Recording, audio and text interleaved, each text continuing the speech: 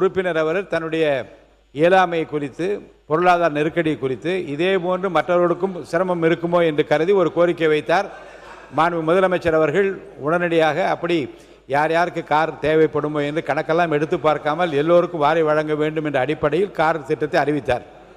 இதிலே திராவிட முன்னேற்ற கழகத்தை பொறுத்த வரைக்கும் எங்களுக்கு வசதி வாய்ப்பும் இருக்கிறது, மற்ற பிரச்சனைகளில் நீங்கள் கவனம் செலுத்துங்கள், எங்களுக்கு தேவையில்லை என்று சொன்னபோது, தேவை இருக்கின்றவர்கள் அந்த வாய்ப்பு எங்களுக்கு ஏற்கனவே இருக்கிறது என்று கருதுகின்றவர்கள் வேண்டாம் என்று சொன்னால் அதில் தடை எதுவும் யாரும் சொல்ல முடியாது.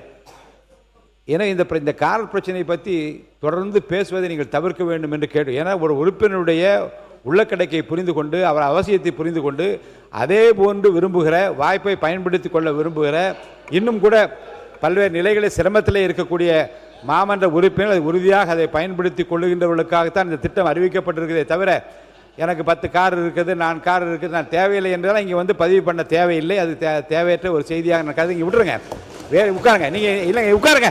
அதுக்காக வந்து இருங்க, அரசாங்கம் அதுக்காக கார் கொடுத்ததற்காக நீங்கள் வந்து அந்த மானியத்தை கொடுக்கவில்லையே, இந்த திட்டத்தை அறிவித்து என்று சொல்ல வேண்டிய அவசியம் இல்லை. ஏனென்றால் இதுவும் தேவை, அதுவும் தேவைதான்.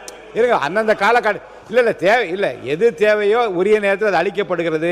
விரைவாக தொகுதிகளுக்கு சென்று தங்கள் பணிகளை ஆற்றுவதற்கு இது ஏதுவாக இருக்குமேனால், அது பயனுள்ளதாக இருக்குமேனால் அதை செய்ய வேண்டும் என்கின்ற முதல்வருடைய அறிவிப்பை நான் வரவேற்று அதோடு நிறுத்திக் கொள்ள வேண்டுமே தவிர, இதை ஒரு பிரச்சனையாக்கி இதை கொடுத்தீர்கள், அதை ஏன் கொடுக்கவில்லை, இதை ஏன் கொடுக்கவில்லை என்று கேட்பதில் எனக்கு உடன்பாடு இல்லை.